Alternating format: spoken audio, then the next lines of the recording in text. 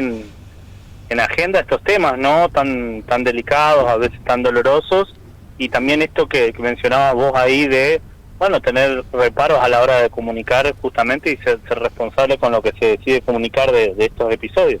Sí, doctor, usted, bueno, está en esta área que es re sensible, ¿no?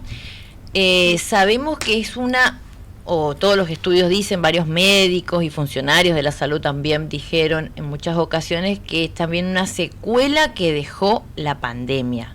¿Cómo estamos ahora en este 2022? ¿Un poco mejor?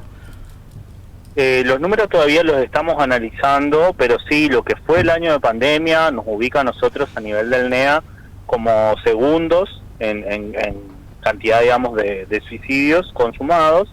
Y a su vez es un tema que por sus implicancias muchas veces legales no termina a veces de quedar registrado por el sistema de salud. Es decir, una persona que lleva adelante un suicidio no ingresa muchas veces al sistema de salud pública, sino que directamente quienes intervienen son la fuerza de seguridad, la policía, por ejemplo, que son los primeros que llegan, ¿no?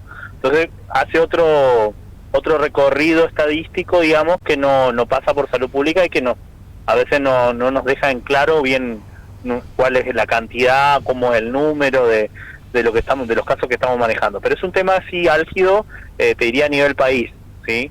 Así que es algo que tenemos que trabajar un montón todavía. Sí. Ahora, doctor, buenas tardes, acá le habla Marcela. Sí. ¿Se acerca la gente a las consultas, por ahí si tiene alguna duda, o de qué manera la gente llega a tener estos episodios? ¿Cómo se da todo eso? ¿Cómo tratan ustedes?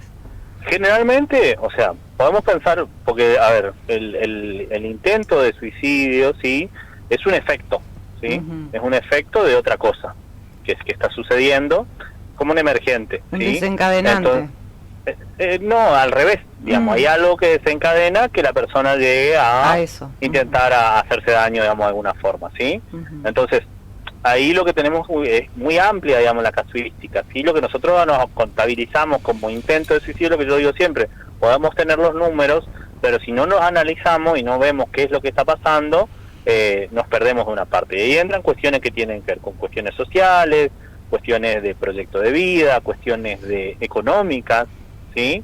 Y después también el potenciar y tratar de desarrollar habilidades para lidiar con el sufrimiento, porque nos topamos, por ejemplo, mucho en lo que tiene que ver con la casuística adolescente, de chicos que intentan hacerse daño como una forma de aliviar el dolor psíquico que están sintiendo. Chicos que se cortan, dice que prefieren el dolor del corte al dolor del alma que están sintiendo. Ahora, ¿hay causas más comunes que otras?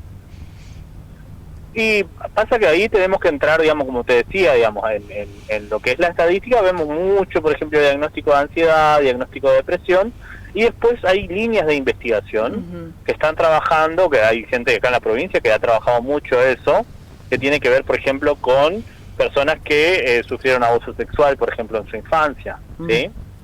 Que ahí se ve un correlato, un gran porcentaje de personas que sufrieron abuso sexual después presentan estos intentos, lo cual no quiere decir que una cosa lleve directamente a la otra, pero son cuestiones a tener en cuenta, digamos, los llamados factores de riesgo muchas veces, ¿no? Sí. El consumo de sustancia, el haber vivido violencia o abuso, son cuestiones que son, llamamos nosotros factores de riesgo, que podrían llevar a presentar alguna presentación de este orden. ¿Y en la actualidad se da mucho más que antes o eso varía? Y yo creo que no sé si es que varía, sino que nosotros estamos teniendo más conciencia de ese tipo de dimensiones, ¿sí? Fíjense, digamos, nosotros planteamos desde lo que es nuestra dirección salud mental como parte de la salud integral, ¿sí? Y esa es la línea que se baja también desde el ministerio.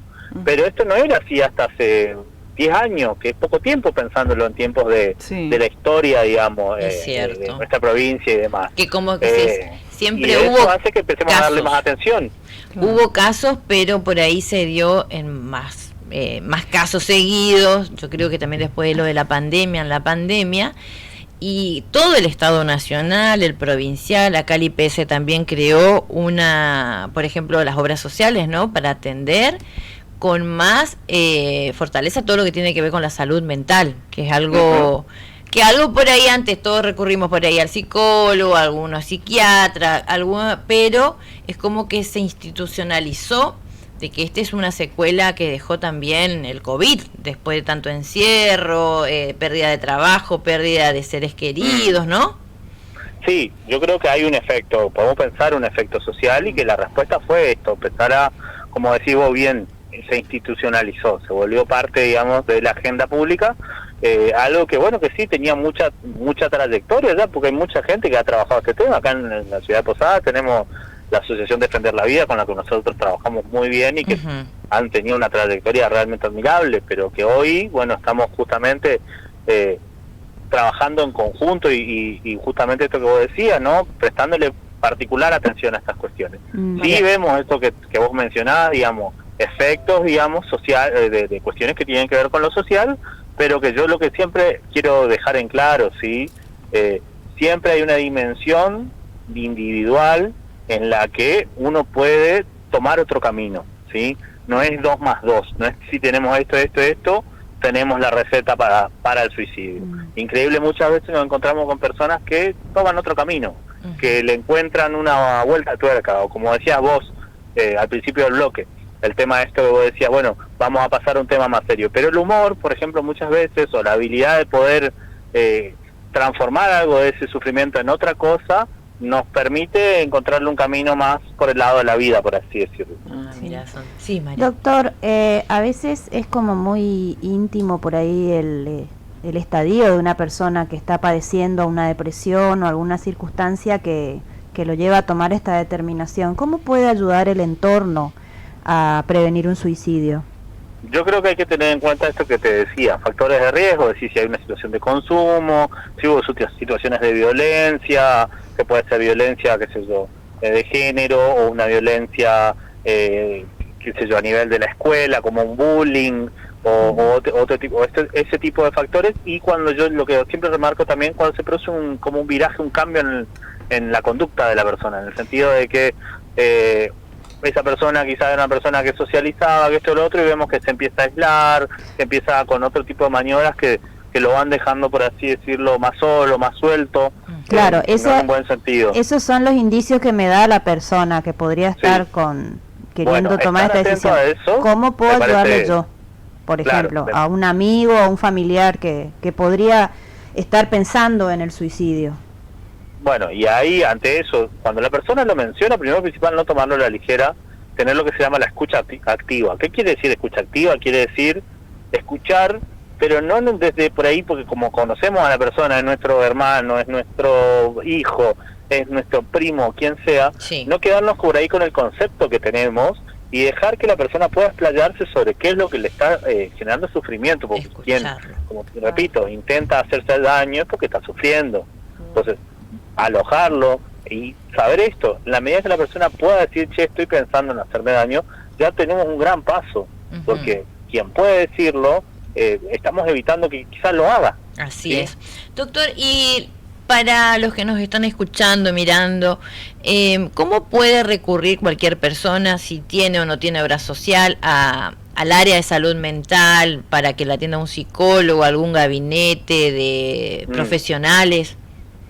Bien, en nuestra página de Instagram, que es salud-mental-mcp, tenemos ahí publicado el listado de CAPS que tienen atención psicológica, eso para las personas más cerca, dentro de todo en su barrio. Tenemos la ciudad de Posadas alrededor de unos 10 CAPS, y después tenemos la atención en el Hospital Favaloro, en el Hospital Carrillo, y bueno, el Hospital Marial, el Hospital Pediátrico es con derivación porque son hospitales de mayor complejidad, entonces se trabajan más temáticas específicas, ¿no?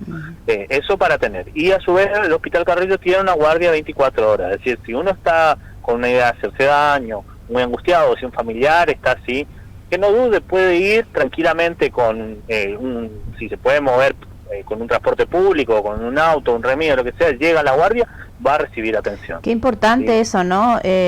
Divulgar esa información, que el Carrillo cuenta con guardia a las 24 horas. Asimismo, hay una línea telefónica también, ¿no es cierto? La línea nosotros lo que estamos es configurando porque hay ahora a nivel nacional un programa nacional de suicidio del Ministerio de Salud Pública, sí, que está articulando la posibilidad, se está trabajando con ello la posibilidad de la línea de cómo la vamos a instrumentar, ¿sí? La ley del suicidio estipula que se cree la línea, pero este programa lo que está tratando es darle un marco, porque tenemos que tener bien articulado tanto salud como seguridad, porque intervienen los dos, ¿sí?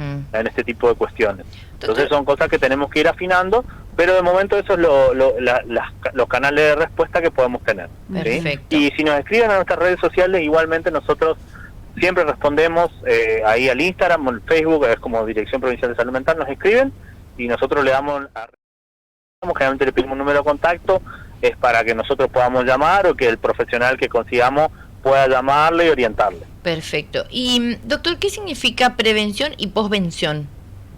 Prevención es cuando trabajamos antes que suceda un episodio de alguien que comete un suicidio, ¿sí? Sí. Y posvención es cuando intervenimos cuando ya sucedió, ¿sí? A en la los familia. efectos que deja en el entorno, en la familia, una persona que lleva adelante un suicidio. Porque lo que se vio es que por lo menos alrededor de 20 personas se ven afectadas por cada suicidio, por lo menos, esa es la base, ¿sí? Así que de eso podemos pensar familiares, amigos, compañeros de trabajo, compañeros de la escuela. Entonces se interviene así, por ejemplo, cuando sucede en la escuela, se va y se da una charla, se habilita la palabra para que los chicos, por ejemplo, puedan hablar de cómo vivieron esa situación.